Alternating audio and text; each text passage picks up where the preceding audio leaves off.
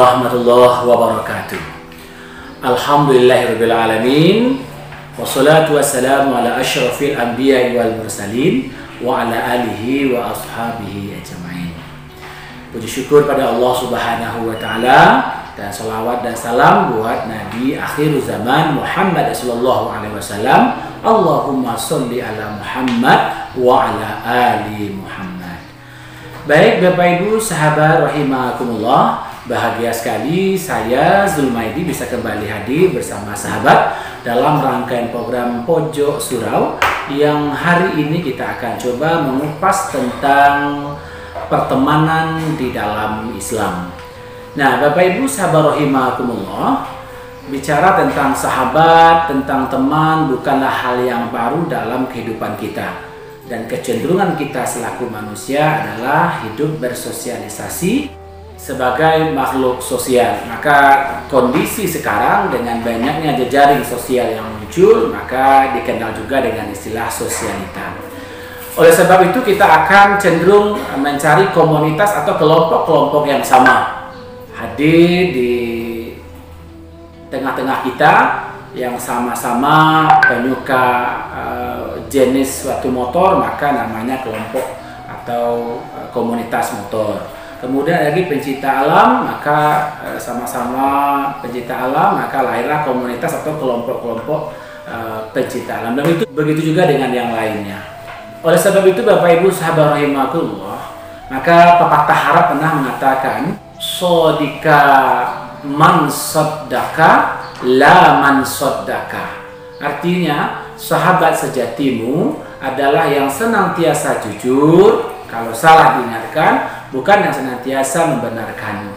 Nah, oleh sebab itu kita juga sedikit iri dengan Nabi kita Muhammad SAW yang mempunyai sahabat yang luar biasa. Di antaranya adalah Abu Bakar. Ketika semua orang pada saat itu membenci Rasulullah dan mengatakan Rasulullah gila tak kala berikan kabar tentang Isra Mi'raj, Abu Bakar satu-satunya sahabat Rasul yang membenarkan dan mengiyakan apa yang disampaikan oleh Rasul. Begitulah kekuatan sahabat sehingga mendorong Rasul menjadi bersemangat dalam menjalankan dakwahnya. Kita lihat lagi peranan Abu Bakar tak kala Nabi Muhammad bersembunyi dalam gua, dikejar-kejar oleh kafir Quraisy pada waktu itu, dan Rasul tertidur di pangkuan Abu Bakar, dan pada saat itu ada seekor ular yang hendak menggigit Abu Bakar, dan ketika digigit ular Abu Bakar pun merasakan kesakitan. Namun beliau tidak membangunkan Rasulullah, dan ketika selesai menggigit Abu Bakar, ular pun pergi. Kemudian Abu Bakar menahan kesakitan sampai tubuhnya berkeringat, dan jatuhlah keringat Abu Bakar ke tubuh atau ke muka Nabi Muhammad SAW. Ditanya oleh Rasul pada waktu itu kepada Abu Bakar, dan Abu Bakar menyampaikan, Abu Bakar enggan membangunkan tak kala Rasulullah pada waktu itu dalam keadaan tertidur. Lalu Nabi berdoa, kemudian membersihkan lukanya Abu Bakar dan mengobati lukanya Abu Bakar. Ini suatu contoh menggambarkan begitu dekatnya persahabatan antara Rasul dengan Abu Bakar. Begitu juga dengan sahabat-sahabat yang lainnya. Maka Rasulullah, Bapak Ibu sahabat rahimakumullah, mengatakan da'watul mar'i al-muslim li akhihi bi zahril ghaib mustajabatun 'inda ra'sihi malakum mawakkalu kullama da'a li akhihi bi khair qala al-malaku al-muwakkalu bihi amin walaka bimislih.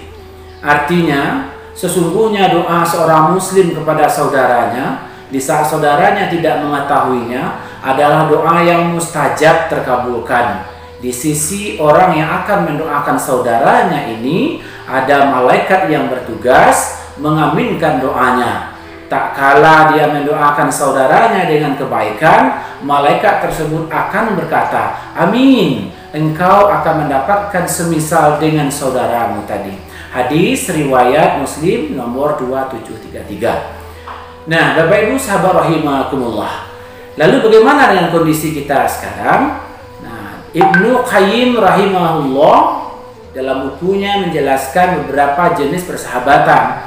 Di antaranya beliau mengungkapkan teman bergaul laksana makanan yang tidak dapat ditinggalkan. Nah, contoh sahabat atau kawan seperti ini adalah kawan yang memang saling membutuhkan dan selalu hadir dalam setiap kesempatan kita. Ibarat makanan, ketika kita lapar, kita mengambil makanan dan selalu ada hari ke hari, minggu ke minggu, dan selama kita masih berproses. Itulah sahabat, teman-teman, yang harus kita cari. Nah, siapakah teman yang seperti ini? Dia adalah para ulama, kemudian para orang-orang yang soleh, atau bergaul dengan kelompok-kelompok yang membawa keuntungan besar bagi kita, baik dunia dan mengantarkan kita kepada akhirat. Ini adalah jenis temanan yang pertama, Bapak Ibu sahabat rahimakumullah. Lalu yang kedua, Ibnu Qayyim juga menjelaskan jenis sahabat atau teman atau kawan adalah teman bergaul bagaikan obat. Artinya dibutuhkan pada saat sakit saja. Nah, artinya interaksi kita terbatas dengan mereka dan mereka pun juga terbatas interaksinya dengan kita. Ini seumpama rekan kantor yang dimana kita hanya berhubungan pertemanan karena pekerjaan, atau tetangga kita yang sesama hidup dalam satu kompleks, satu perumahan, dan kegiatan yang dilakukan kebetulan saling terlibat karena memang dilibatkan oleh persamaan tempat tinggal dan pekerjaan.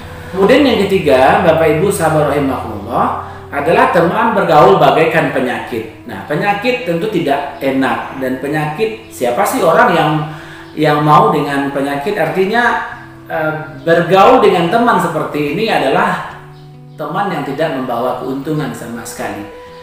Ya, karena terlebih lagi buat akhirat. Di dunia saja berteman dengan teman-teman, dengan orang-orang seperti ini tidaklah masuk kategori menguntungkan, apalagi akan membawa kita kepada akhirat.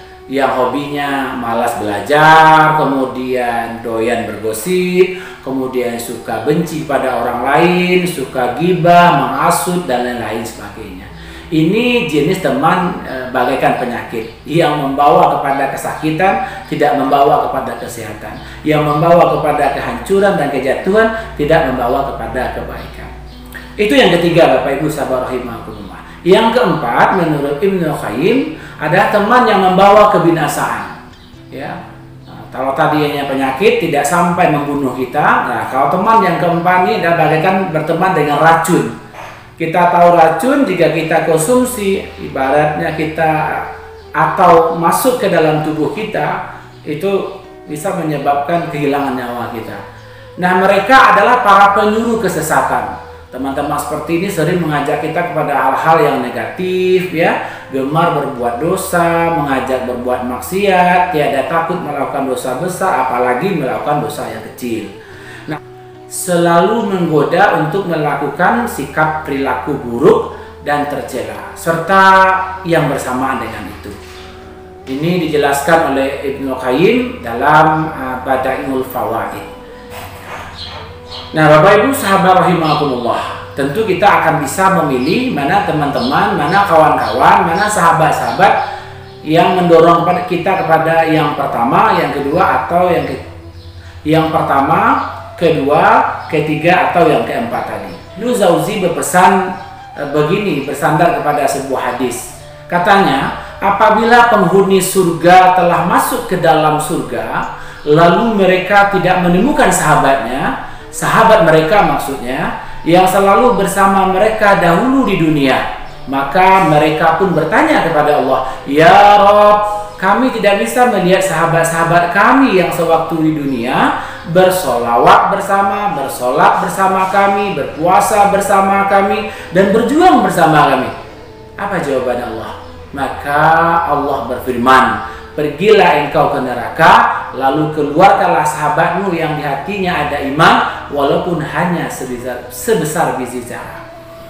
Dari ungkapan Imam Jauzi tadi, bahwa berteman dengan orang baik tidak saja menyelamatkan kehidupan kita di dunia, bahkan di akhirat pun sahabat-sahabat yang terbaik tadi, sahabat-sahabat yang dekat kepada kita yang mengajak kebaikan, sampai di akhirat pun tetap mengajak kita kepada kebaikan.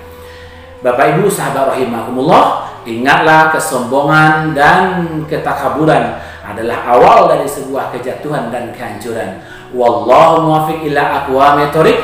Wassalamualaikum warahmatullahi wabarakatuh.